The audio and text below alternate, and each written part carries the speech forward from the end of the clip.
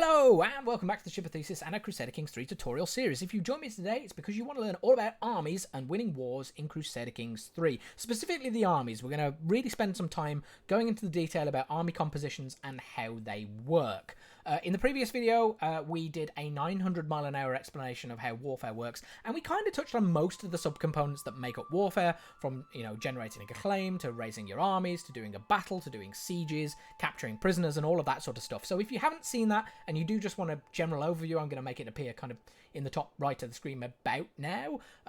But if you've already watched that, thank you very much, or you're not interested in that, then stick around and watch this on the army. I will break down the sections that I'm going to look at in the comments using kind of like chapter headings, so by all means flick to the bit that particularly interests you if you know some of this already. Otherwise, stick around and let's learn all about military, and you can do that by pressing the F3 key on your keyboard to load the military screen, and this is going to show you your current military loadout. Now this is actually a hangover from the previous game where I did that aforementioned war, and we took this earldom up here of Alec. So I still actually have my levy raised, my 719 levy. Now, that's one of the most important things to mention about levies. They cost you money while they are raised. So levies currently costing me 2.1 gold per month, and I have 1.1 gold spare after that. If I disband my military here, you can see I'm going to go up to 3.2 gold in total. So obviously when you no longer need your levy, disband it. Or indeed your military, because it does mean more than just your levy to have your armies raised. But effectively, I just have levy right now, and that is one thing they're very, very useful for. They only cost you money when they are raised. Men-at-arms, we're going to discuss later, they always cost you money. So levy has that as an advantage, but other than that, they kinda suck. They're basically your peasants armed with pitchforks, pushed into your armies and sent out to go fight your wars for you, as only a naughty noble can do. And so if we click on these guys, you can see they're really not great. And they do not compare well against the other types of troops. So let's do a little bit of discussion about how stats work. So first up, we've got damage, and that's basically the amount of damage that you actually cause during battle. So when two armies are actively fighting one another, damage is what is being exchanged. Toughness is next, and that's basically how much damage you can repulse. Now, you may think that you, as a levy, doing 10 damage and having 10 toughness, mean that you have 7,200, if we had max levy here, damage output and 720 toughness, and you'd be wrong, because the game slightly obfuscates the values. What we actually get, I will put over here. You do 0.03 damage in the battle phase per point of damage that you actually have. So as you can see, our value is significantly different from what you would naturally think you would get. Likewise with toughness, you actually block 1 point of damage per toughness before you are either routed or killed. Routed just basically means running away. So most armies will run away, as opposed to, or most soldiers rather, will run away rather than be killed. So the vast majority of losses that you will see in a battle situation are from people turning around and running away. That's where pursuit comes in. So the pursuit value is how much damage you do in the retreat phase of a battle, and pursuit is actually 0.17. Now obviously levy do no pursuit value, so 0.17 of 0 is 0. So levy are crap at actually killing the opposition. So if I have a 10,000 levy army and I go up against a 5,000 levy army, chances are I'm not going to kill that many of them. I'll win the battle, but I probably won't actually finish that unit off. So if you actually want to win wars, you need an army that's got a decent pursuit value, because if you kill the enemy soldiers, they're not coming back to fight you another day. Whereas if they just run away, then they will reform and the battle will happen again and again and again, and that increases the likelihood that you lose. Screening is basically toughness for the pursuit phase. So each point of screening will give you 0.33 damage reduction during the retreat phase from pursuit, effectively. So if you've got good screening in your army, then losing battles doesn't necessarily hurt you, if the enemy, of course, has pursuit at all. So it's probably more important as a player to have high pursuit, But obviously, if you have 0 screening whatsoever, then expect to take horrendous losses should you ever lose. And winning the battle in the first place, you know, if you've got terrific pursuit and screening, but you've got crap damage, then you're not going to win in the first place. So they're all important. You want each of these figures to be as high as possible, both the amount of men in the army, the damage, the toughness, the pursuit, and the screening. But as you can see, they kind of fulfill different functions.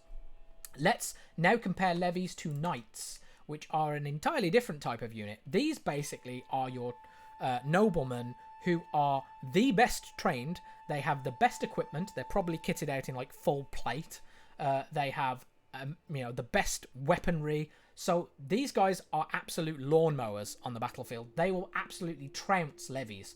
So if we'll leave the levy values over here, maybe we'll move it up slightly so that we can fit the knights in next.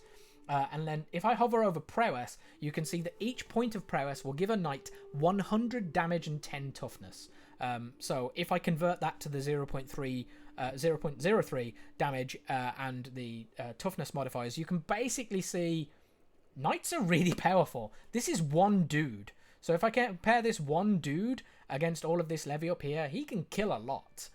So bear in mind I can have 10 knights. So what I ideally want to do is get 10 knights who are all as tough as this guy. 16 is pretty good. You can get way better than 16, to be fair.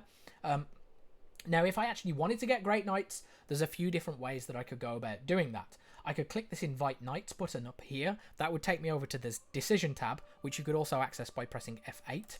So I'm going to click the button now. That's going to take me over to Decisions. And you can see we're able to get at least 3 able-bodied men with 12 or more prowess that will arrive as guests within our court in the coming months. But once we do this, we basically have to wait 10 years to be able to do it again. It will cost us 150 prestige. I have plenty right now, so I'm just going to send the Herald. I'll need to unpause for it to take effect. So let me just do that just so that you can see. We'll speed up the game and we'll just wait. So we've got a guy here called Connell. He's heeded our summons. He's got 14, which isn't bad. It's not amazing, but it isn't bad. If we right click on him now, we can do recruit to court, which means that we pay him to employ him, make him one of our courtiers, basically. Or in this effect, he'll make him one of our knights. So I'm going to click recruit to court. That's going to have hired him. Now, I could press F3 to go back to the military tab, or alternatively, if you actually just click on the number of soldiers in the top right, that will also take you to the same screen. If I click on knights now, you can see that since Connell is now our second best knight, he is actually second in the list. But right now, he's greyed out. Now, that's probably because I haven't unpaused the game. Let me just unpause the game and let the month tick over. And then if we go back to the military screen, you can now see that Connell actually has a funky knight helmet on and is no longer greyed out. The game will, by default, try to put the most powerful characters as your knights. So it will employ the best characters as your knights. Bear in mind, I can only have 10 knights right now. That's my cap. So it behooves you to have your best people, generally. However, as you can see, Earl Ragnavold here is actually my spy master vassal and knight. So maybe I like him. Maybe he's an amazing spy master and I don't want to lose him. If that's the case, I could do forbid. Now you can see he's greyed out. The next 10 in the list will become the people who are actually used as my knights. Or equally, I mean, you generally wouldn't do that for your spy master unless you really like them. It would probably be more like an heir that you want to make sure doesn't get killed. But, you know, you could do it for anyone.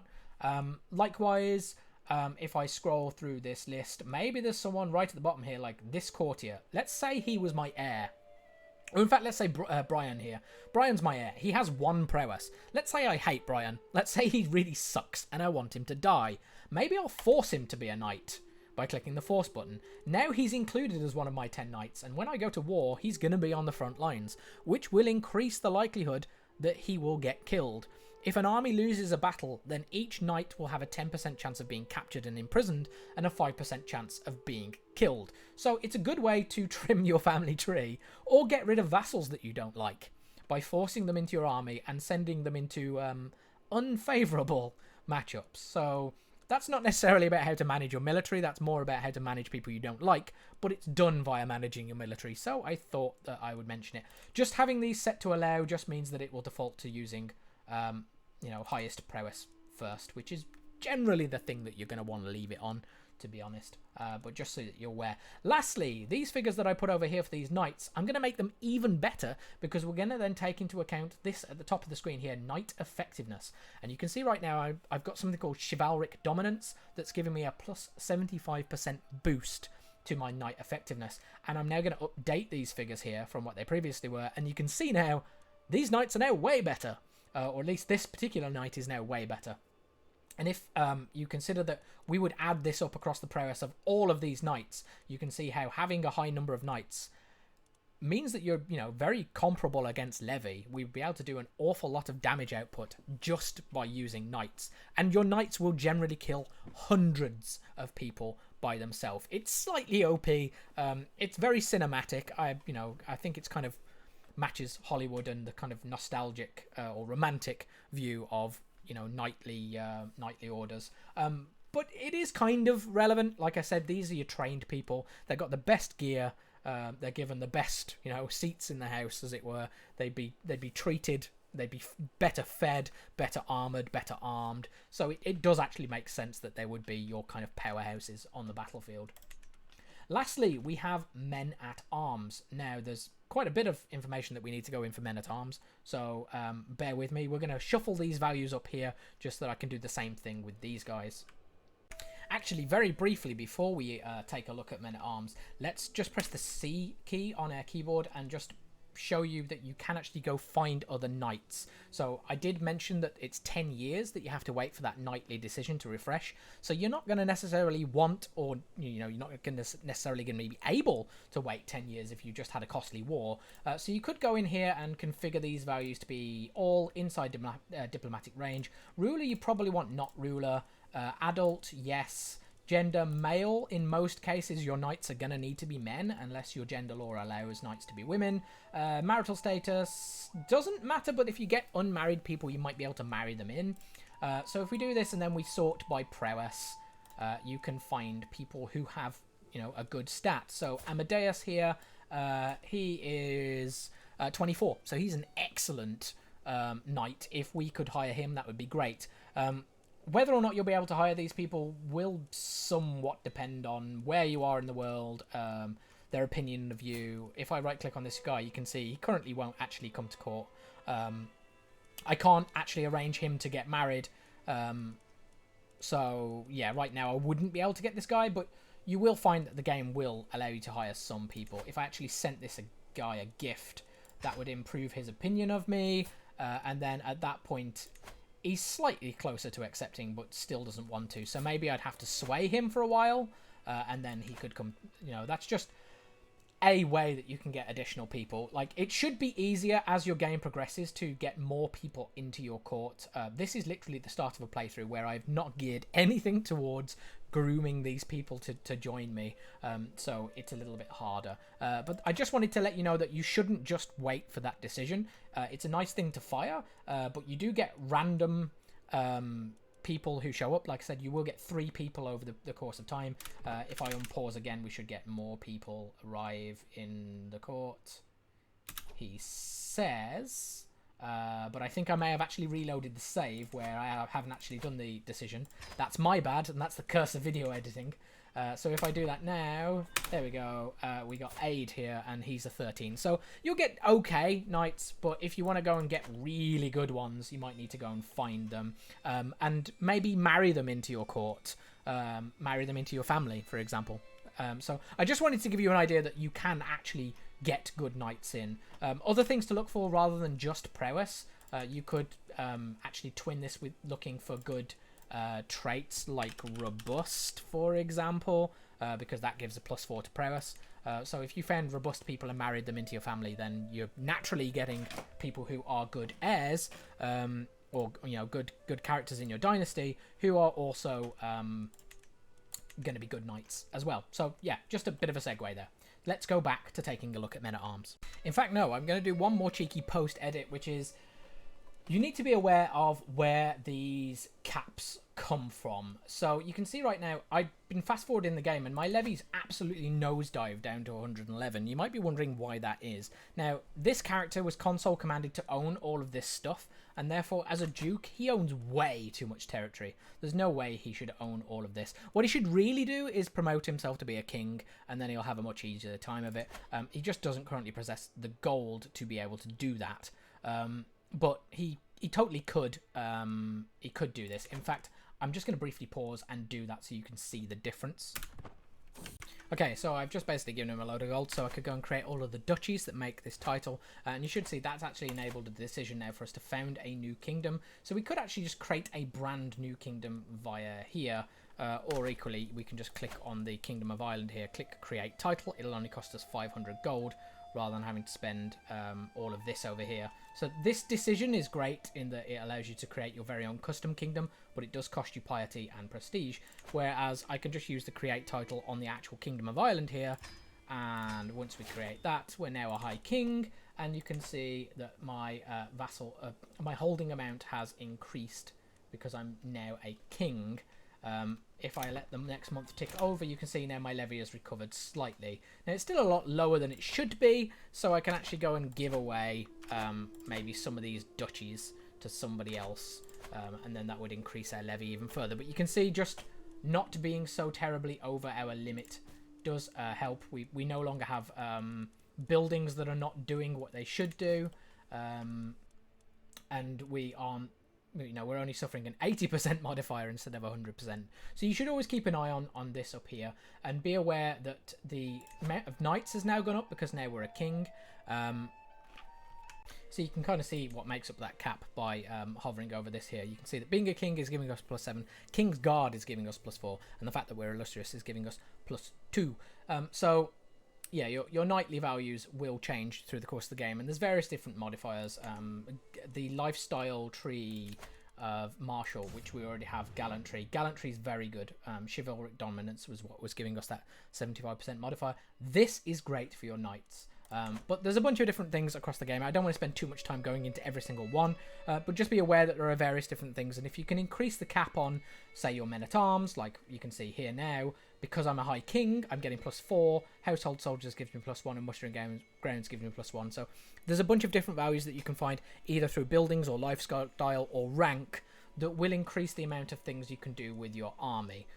So with that said, let's start talking about men-at-arms, shall we?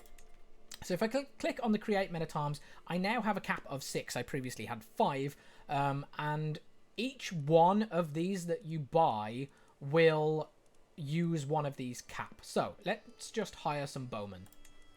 So I'm going to just click on them and click create. Now you have to basically spend an initial cost to hire them, and then there is a maintenance cost that is extracted every month, and those two costs are different from unraised to full.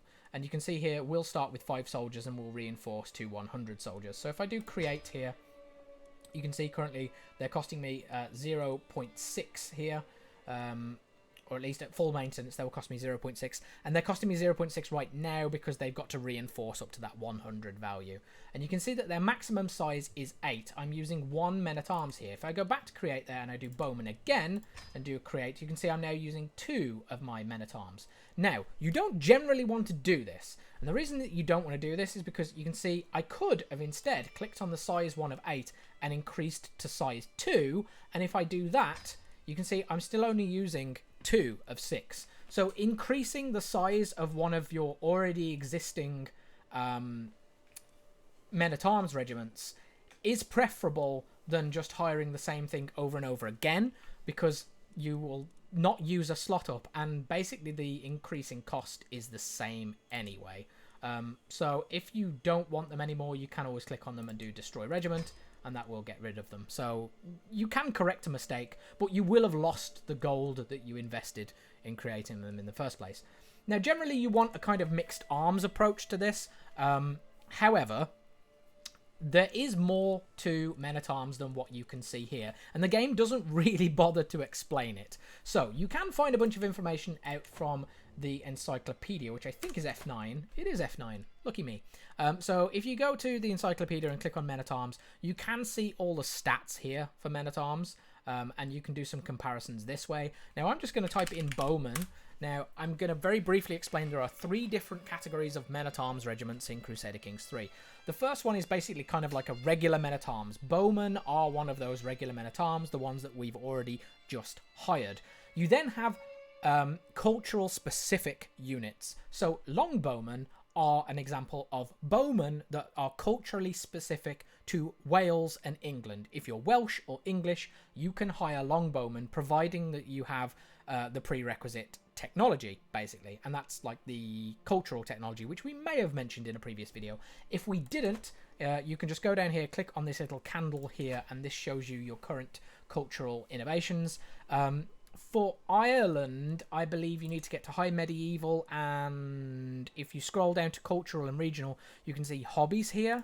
And if I now go on the tooltip and look on Hoblars, that is the Irish-specific man-at-arms unit, and they are superior to the light cav that they effectively replace. All of the regional-specific men-at-arms regiments are better than the regular options.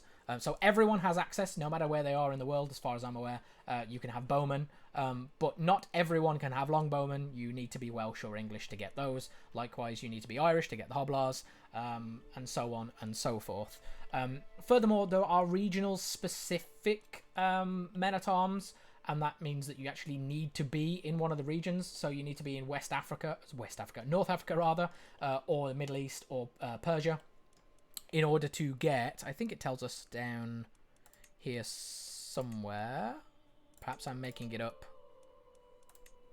Yes, tells us right here in tribal, because you start the game with the ability to use them. Elephants and war camels. So basically, if you are in North Africa or the Middle East or Persia, you can use camels. And if you're in India or Southeast Asia, then you can use elephants. Obviously, we're Irish, so we're nowhere near those places, so we can't actually do that. And you can see the Irish culture is not present in India or Southeast Asia, so you need to physically have some influence there, as well as have the prerequisite technology. Don't worry too much about that. I just didn't want you to start and wonder what the hell was going on with regard to the innovations. The vast majority of times, you are just going to use the standard men-at-arms regiments anyway, because you will only have 1 or 2 regional specific things available in the first place. So what should you pick? And in terms of bang for buck, bowmen are probably the best in terms of their damage output. So I'm just going to briefly compare bowmen here to the stats that we already had up on the screen, and you can compare those and see which one you think is better. As these get bigger, they obviously have more and more damage output, so they can become very, very powerful. And as the game gets later on, you'll have more gold to be able to hire bigger and bigger standing armies, and you will be more resilient to rebellion that way. Bear in mind, with your levy, you have to get this levy from your vassals. As we become big, we're currently over our vassal or over our domain limit. If I gave all this territory away to avoid that, I'd have a really good levy for sure, but I would also be making all my vassals more powerful. When I have a very large standing army, I'm basically saying this army is loyal only to me. I'm paying them to be loyal only to me. If you turn against me, I will be able to raise this army. So they're very useful for that. As I said, in terms of what to pick, bowmen are probably the best bang for buck. You can work out the bang for buck by just clicking on them, and then I would generally just look at damage and then divide the cost ratio to how much damage you're causing, and you'll find that bowmen are pretty much the best. However, it depends what kind of job you want them to do. So if you're doing sieges, onagers or mangonels, so basically any siege equipment, will make your siege go much, much faster. You can see that this is basically the siege progress. So rather than causing direct damage in a combat, having siege equipment will just dramatically speed up your sieges, and that will dramatically speed up your wars. It's difficult to show without an active war in progress, and we're going to show it in a future video. But the longer it takes you to siege things down, the longer that war is going on, and therefore the more likely you are to have them invade your territory, cause damage to you, or just for them to win because you couldn't conquer them fast enough. there is such a concept as ticking war score, and we're going to discuss that in the next video where we actually talk about battles. But for now, just be aware that sieging things down faster is better. So having a few siege units in armies does make sense. Lastly, the reason for all of these different types of troops is there is kind of a rock paper scissors concept that's actually applicable in the game. It's actually more akin to rock paper scissors lizard Spock if you are a Big Bang fan, in that they all have kind of specific counters. So light footmen counter heavy infantry, bowmen counter skirmishers, light horsemen counter archers, pikemen counter light cavalry and heavy cavalry. So you can see, you can click on all of these units and you can find out what they counter. Likewise, there are terrain effects. They are particularly good in one type or multiple types of terrain. So bowmen are particularly good in all types of terrain, or at least in hills, forest, and Tiaga there. So that not all types of terrain, but they get a bonus basically in being in these types of terrain. So what you should pick is probably based on what terrain you're in. So if you actually go and check the terrain that your territory is in, that's going to have an effect. So if you click on the actual territory and hover here, you can see this is wetlands. This is also wetlands. This is plains. Plains basically gives no benefit to anybody. You can see movement speed 100, combat width 100. Don't worry about combat width right now. We're going to talk about that in a future video. But you can see wetlands does do movement speed is slower, combat width is lower, and the defender gets a +5 advantage. So if you look around and you've got loads of plains, then fine. But if you've got lots of wetlands, maybe you could go find something that's good in wetlands. And I'm going to admit that off the top of my head, I don't know which man-at-arms is particularly good in wetlands. Probably skirmishers. No, they're good in jungle. These guys are good in wetlands. So light horsemen. Light horsemen is the answer, which probably makes sense as to why the hoblars are particularly good for the Irish. So that's one consideration. The other consideration is if you know that you're about to go fight, say, England, maybe you want to have a look at what terrain they're dealing with. There's some forest here. There's some plains here. And, you know, just have an idea of where you're going to go and fight and build your army to, you know, fit that. Bear in mind, when you're doing men-at-arms, it costs you each time you hire. So swapping these in and out is only really possible if you've got a massive amount of gold. And if you're starting the game, you probably don't. So my advice would be just pick one. Pick whichever one you think is best, be that because it gives you bang for buck. I mean, light horsemen are particularly good because they have a very high pursuit value. And we mentioned that earlier in the video of how important pursuit. They also have really good screening. You can see that the other troops don't really give you pursuit in any real way, shape, or form. So light footmen kind of do. The AI really likes skirmishers, which makes having anything that can counter skirmishers good. That's again why bowmen are quite good. But also just light horsemen, great. I think light horsemen are a really good investment for your armies because you'll suddenly really start to cut the enemy down. And you do get a bit of screening as an added bonus as well. Whichever you do pick, just bear in mind that you should then reinforce whatever you've picked with buildings. And we haven't talked about buildings at all in this tutorial series as far as I'm aware. But there are buildings that give you advantages, like the hunting grounds here. You can see light cavalry damage +2%, light cavalry pursuit +2%. I could click construct on that, and then you can see that you know, as the game progresses, and it is again reliant on what our technology level is, but as the game does move on, you can continually upgrade this to the point that it's going to give us levies just from having this building, and then it's also going to give us an advantage specifically tied to a man-at-arms regiment.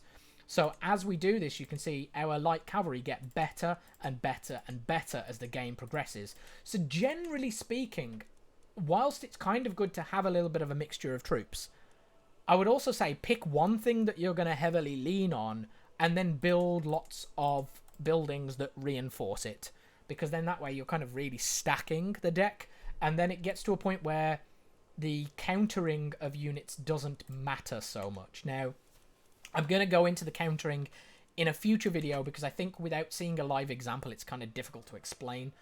So I'm going to show you what it looks like in a battle situation. But for now, just be aware that, you know, counters do exist, terrain modifiers do exist. We've talked about all of the stats, and we've talked about how maintenance is in effect. effectively, this is your standing army. It's the most expensive thing for you to hold, and it will hold back your income over the course of the game. But it is also kind of the best army in many ways because it never goes away. It doesn't shrink as your territory shrinks necessarily. So it's always there, and it's reliable once you've paid for it, and as long as you can keep it employed.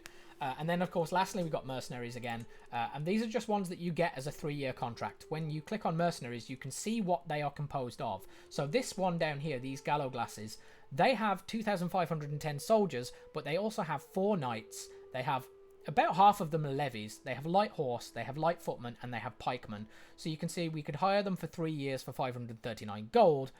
But if you use the knowledge I've already just described for you to make your own armies when picking your mercenaries, then you can get the mercenary band that, again, is going to give you the most bang for buck. These guys have got plenty of levies to do the, kind of dying for them that I mentioned. They've got light horsemen, which is going to give them a great pursuit value. They've got the light footmen there to do some countering, and some pikemen to do some countering as well. So these are pretty decent. They're not the best. This guy's got a terrible marshal, so he's actually a really bad captain. But just make sure that you analyze all of these things. Traits are probably worth taking into account as well, but we'll probably talk about those when we do the future video because they really come in there. You can see this guy manages to reduce friendly casualties by 25%. That's pretty good. So lastly, there's Holy Orders. They're kind of like mercenaries, but they actually have, you give them a province, and then when you are at war, you can recruit them into your army, basically. I'm not going to focus on Holy Orders for this video because I don't think they're relevant when you very first start out. We'll talk about Holy Orders when we get to doing Crusades. However, I have been talking for quite some time, but I think we've done a good job of going through all the different types of troops. In the next video, I'm going to take everything we learned in this video and I'm going to apply it to some battles. And I'm going to show you how these figures that I showed up over it, let's make them pop up again so you can see them. I'm going to show you how these figures translate into actually, fighting. And then we're going to talk about some of the other variables that go into account, because these figures here are kind of in a vacuum, and no figures exist in a vacuum in this kind of game. You're going to have to take into account what terrain is in place, whether you're the attacker or the defender, what the commanders are like, and then there's also dice rolls that go on top of that. So I'm going to leave that for the future video where I can properly explain it. Hopefully this has been informative and you understand how armies are configured now, how your domain can affect the amount that you can employ, how your rank affects that, what each of these sort of roles have, and specifically how the different types of men-at-arms units are built up and how you recruit them, and indeed how they affect your cost down here. You'll notice if I actually raise all my armies now and I on pause, this value will change, and currently just having a single or two, effectively a size 2 man-at-arms regiment, even as a King of Ireland here, I am suffering now negative gold per month. I only have so much money because I've console commanded it to be there in the first place. So hopefully that gives you an idea of how to start out. I'm going to stop waffling now and put a cut in the video. Thank you all very much for watching, and I will see you guys next time.